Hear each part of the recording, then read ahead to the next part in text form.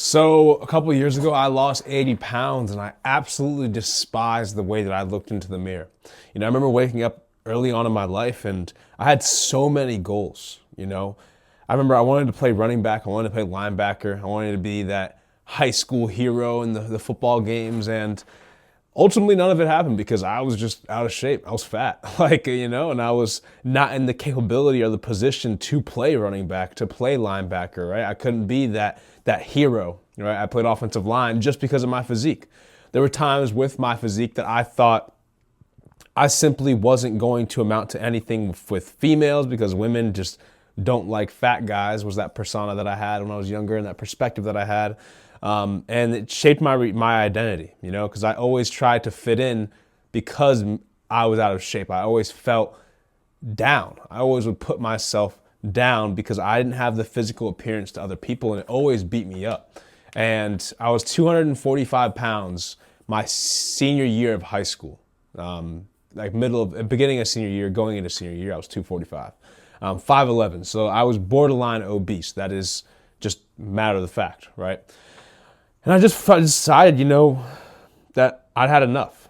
I simply didn't go into this journey wanting to lose weight, but I fell in love with the process of how I felt. See, I simply started working out because one day I went on a run. My therapist told me to go run. You're going to feel better. I'm like, whatever.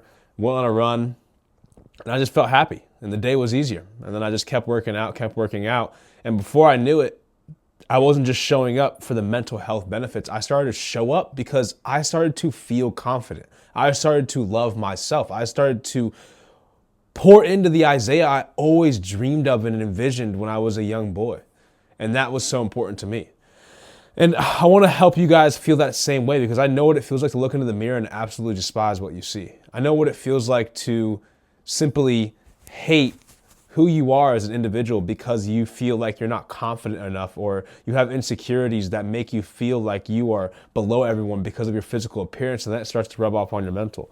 So I'm going to show you guys 5 steps that most people don't talk about when losing weight and how you can implement it to your system, because you always have the generic eat less, work out, eat your protein, These are things that are basic, but I want to go in depth and tell you guys things that you can apply right now beyond your imagination of most things that you find out there.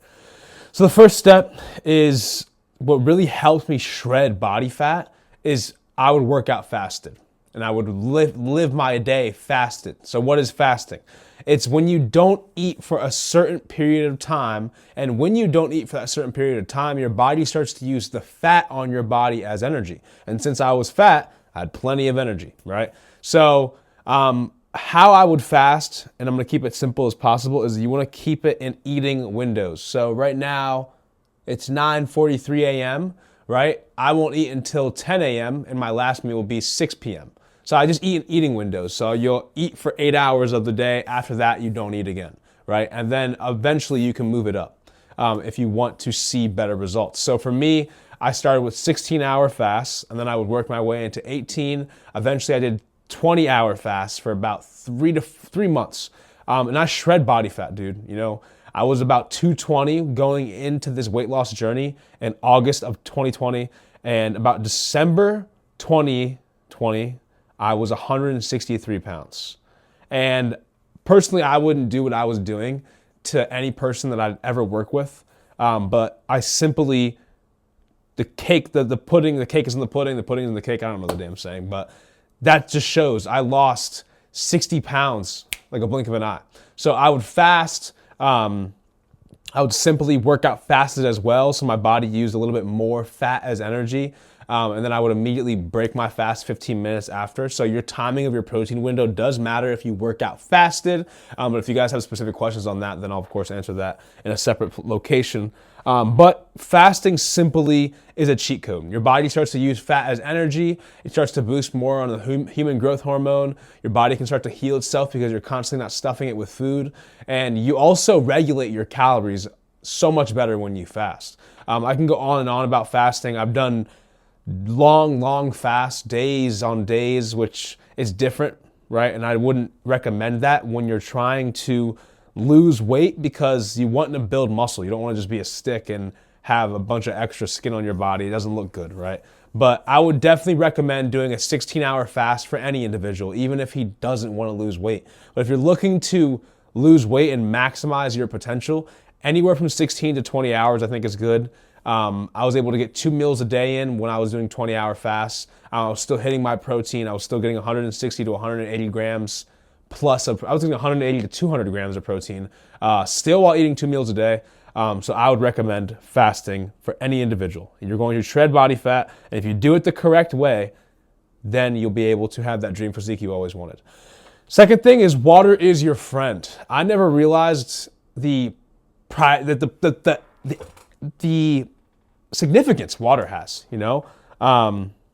Water was important, you know. It helps your body regulate its metabolism.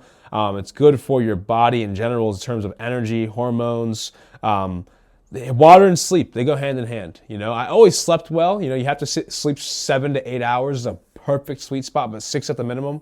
But I never drank water as a kid. You know, growing up, I would literally go grab a gallon of Turkey Hill lemonade and I would eat that whole entire, or drink the whole entire thing in like 2 days or a day. But I looked it up, it's like 300 plus grams of sugar. It's like something even more. It's insane. It's like, I would say 1/3 of the bottle of Turkey Hill gallon lemonade is literally sugar.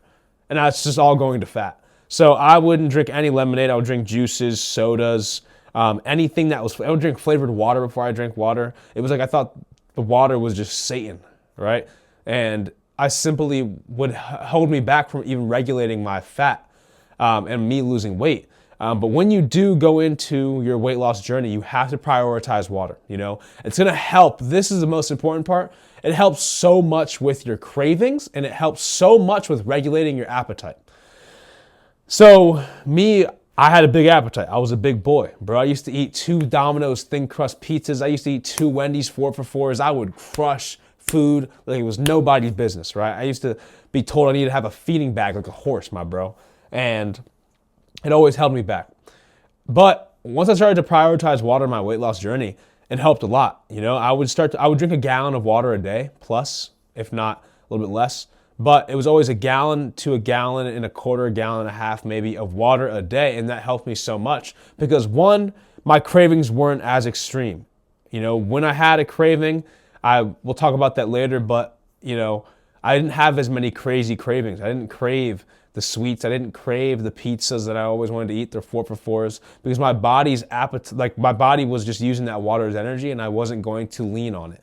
And the second thing is when your appetite, you constantly are hungry, most of the time you're dehydrated. So when you drink that water and you wait 15 minutes later, you might not actually be hungry, you might just be dehydrated. So it helps a lot with not overeating because you're full of water, your body's using it as energy, and you're regulating your appetite, right? So if you guys are going to go into a weight loss journey, water is your friend. The third thing is the gym is a non-negotiable, right? That's how you are going to lose weight faster. It's how you're going to build muscle and have that physique that looks good after you lose the fat.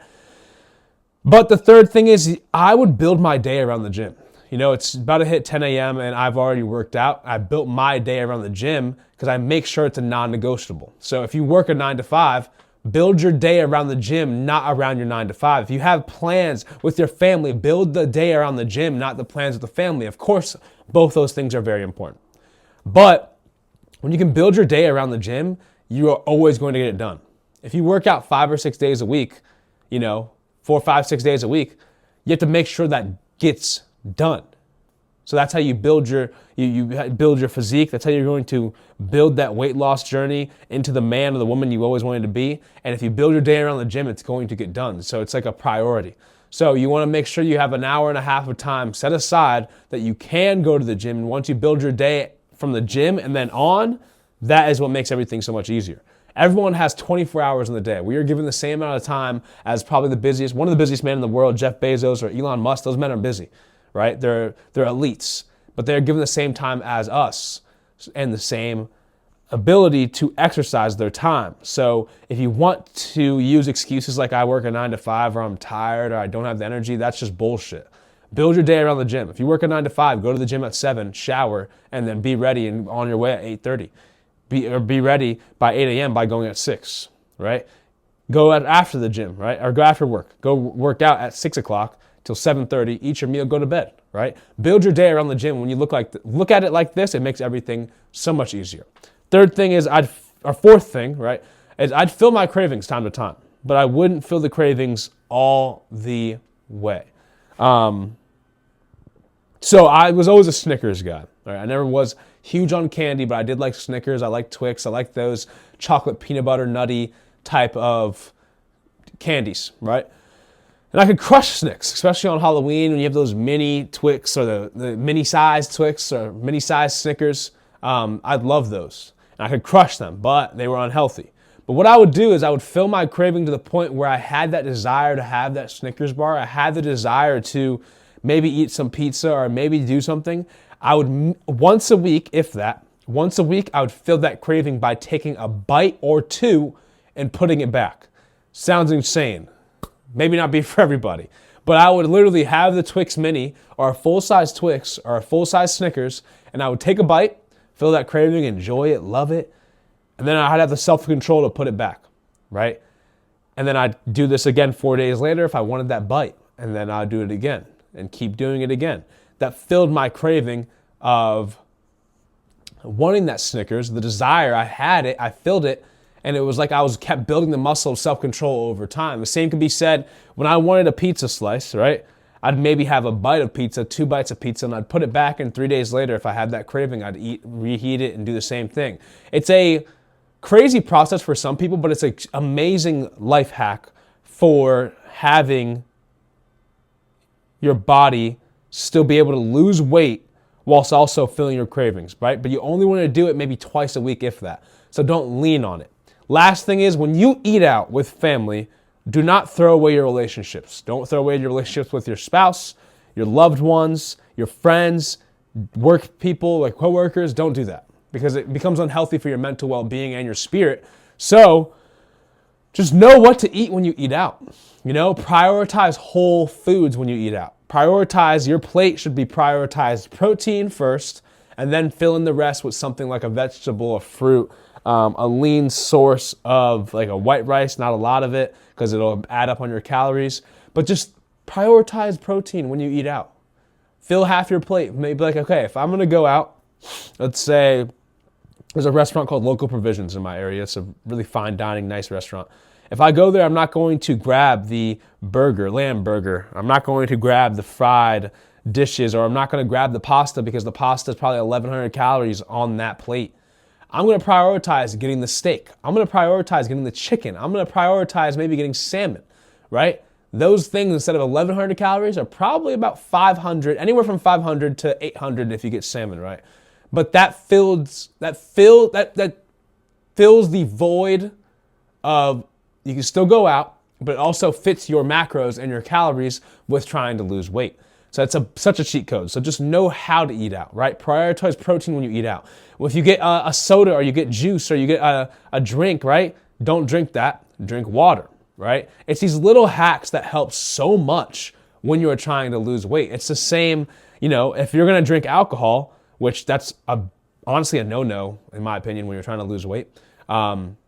Just simply prioritize like straight liquor or low-calorie beers or whatever the case may be, right? Don't go get an IPA. Don't crush a cocktail with all this simple syrup and nonsense. It adds up. So these 5 things are very small, intricate details that go into your weight loss program. Obviously, you have to have the non-negotiables where you're working out at least 3 days a week and you work yourself up to 5 days a week. You're going to have non-negotiables of staying in a calorie deficit, eating your protein, drinking your water, sleeping correctly, right? These are going to be things that go without say, right? That's common sense. But this information right here was valuable to me, and it's going to be valuable to you because I know that you can apply it in your weight loss journey.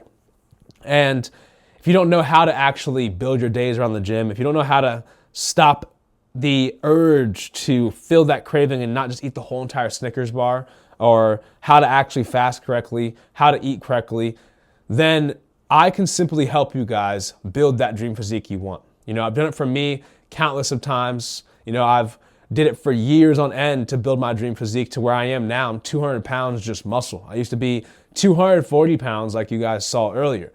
I've done it for other clients where I've been a personal trainer for years for other men and women in person and online. So if you guys are looking to take your life to that next direction, and you're sick of just looking into the mirror and hating who you are, and you're having these doubts and these fears of even showing yourself in public. You lack the confidence when you talk just because of your physique. I have been there. And I have built a systematic approach on how to apply this in your life, just like I applied it in my life. So if you guys want to take your life to the next step, you want to lose that weight, you want to have that confidence and love who you are again so you can shine bright in a room, click that first link in my bio. And we can go over step by step on how we can coach you to be that person that shines bright in a room. I'm looking forward to talking with you guys. God bless and have an amazing, wonderful day.